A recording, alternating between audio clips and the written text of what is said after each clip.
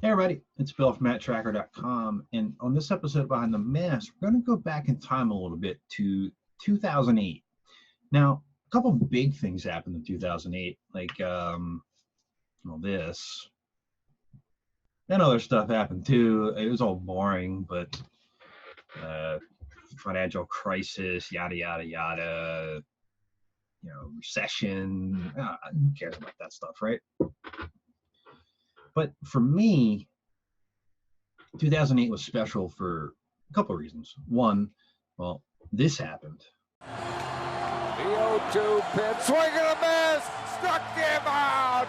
The Philadelphia Phillies are 2008 World Champions of Baseball.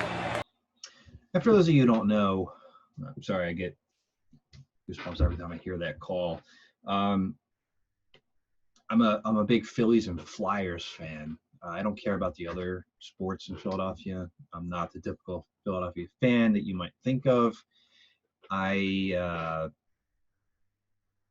have one championship in my lifetime that I can count, and I doubt I'm going to have another one. As sad as it is to say, but you never know. Something could happen, maybe, doubtful. But another big thing happened for me in 2008. While running the website and the message boards, we had this.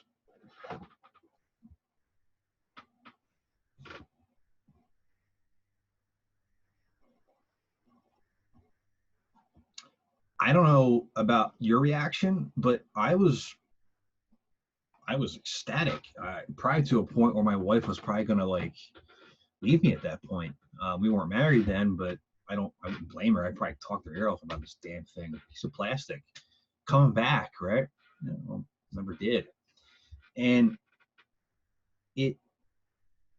I was kind of curious about how your thoughts were about this. Like, did you even know it happened? Because it wasn't like the internet was that traveled yet. Like perspective wise, I'm pretty sure 2008 cable was kind of like cable internet was becoming more of a thing, but it wasn't still mainstream. So people were still on dial-up or DSL. So you might not have really been on there as much as you are today. How did you find out about it? Did you see it on eBay? Did you see it on a message board? I originally saw it on the message board on Matt-Trakker.com, and I just remember immediately seeing it, freaking out, and buying two of them as soon as I could find them. And back then, there weren't many places you could find them. eBay was probably your best bet, and that's where I did get mine. I bought two at once, one to open and one to keep in the package. So what you have here's the figure out of the package. So you have advanced vehicle specialist, codename specialist tracker, trademark. I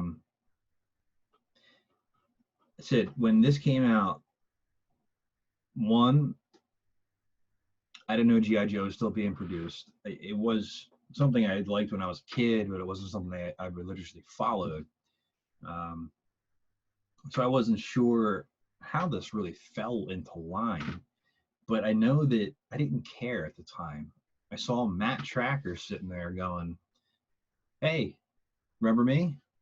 I was this big before, but now I'm this big. Buy me. So I did. And I kept looking, and never saw anything else happen. There wasn't a vehicle. There wasn't Miles Mayhem. Nothing. And it's kind of just like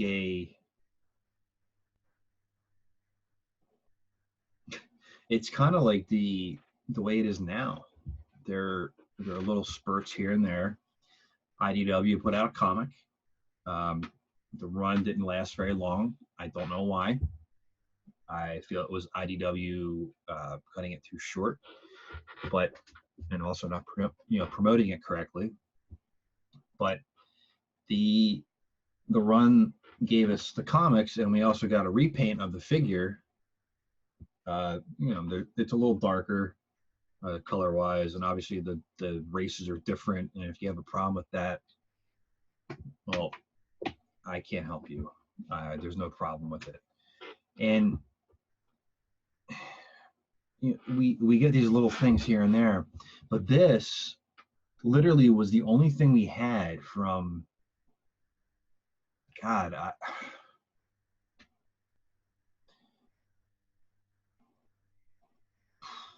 Wow, the gap.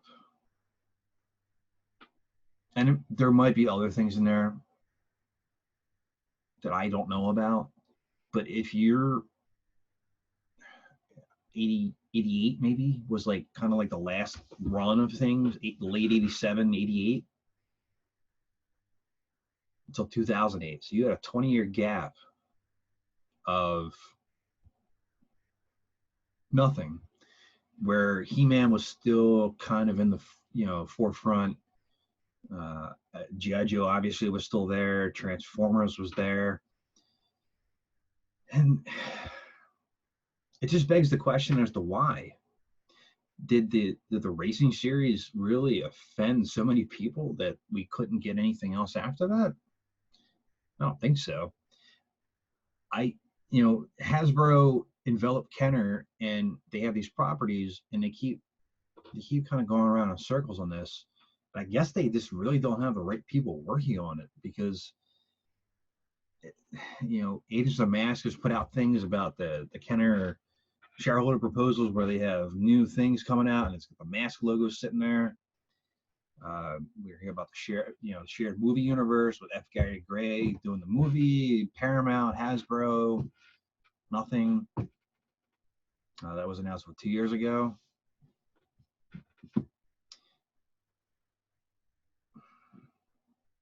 It's hard being a M.A.S.K fan. It really is.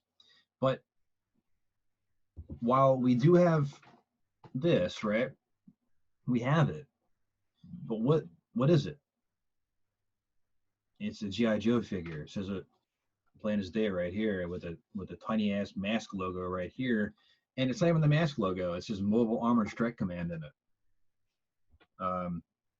So they couldn't even utilize Lance Anderson's actual logo for some reason.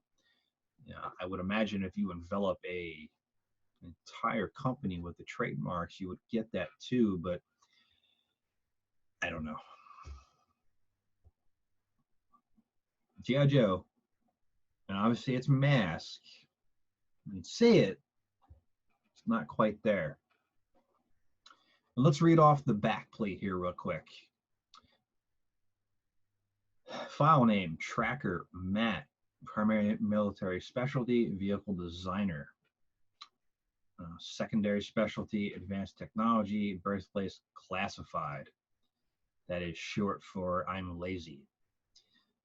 Specialist Tracker leads a secret unit which develops ordinary looking vehicles that convert into advanced combat vehicles, joining forces with the G.I. Joe team, registered team, the Mobile Armored Strike Command, M.A.S.K team, battles Venom, vicious evil network of mayhem. The unit Cobra formed to construct its own converting vehicles.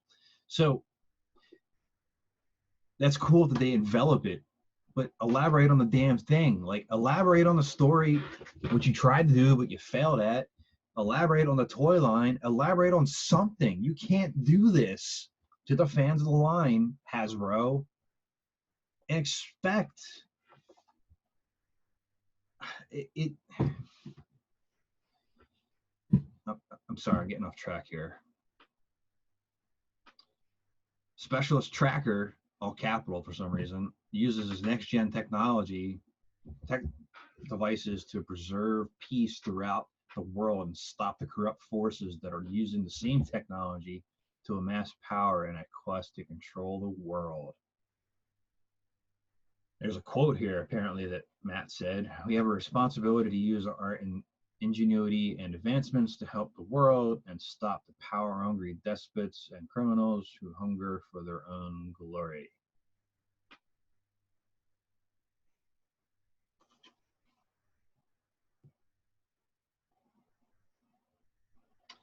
I'm fine with all that. Ooh. You can even bring back Scott. I don't care. Bring back something. Hasbro, what the hell are you doing? You have people out there that without the creative people that follow and love this toy line and love this cartoon, there'd be nothing for you to even go with. You have people out there creating 3D art that blows what the toy designers did away. You have people doing custom figures for the figures that you missed out on. You have other entities out there running websites, running message boards, running forums, keeping this entity alive for you to not do anything.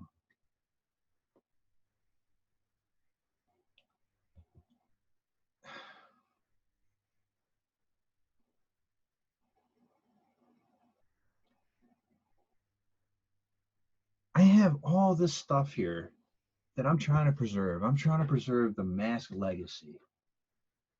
What's the legacy? When I pass on all this stuff to my kid one day, if he's going to be as devout as I am to this, which I hope he loves it, which he will because it's awesome. But if he's playing with something that's from 1985, there's a fundamental issue there. And if he's talking about it by the time he's 25 about how there's nothing new, why even hold the rights? Sell them. Give them up. Put a team together that's actually going to do something with it.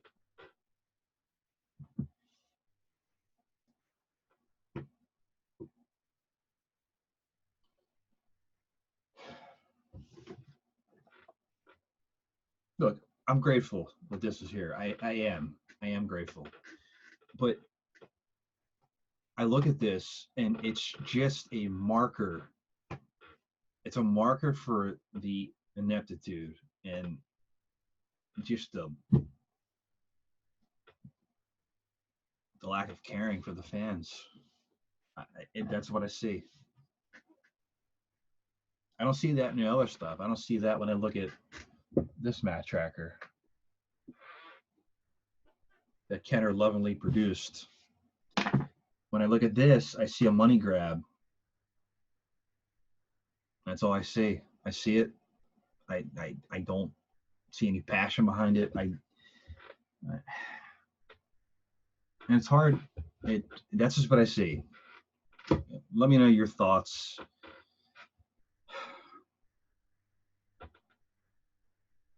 It's Bill from Matt-Trakker.com. I'll talk to you later. Spectrum Sky.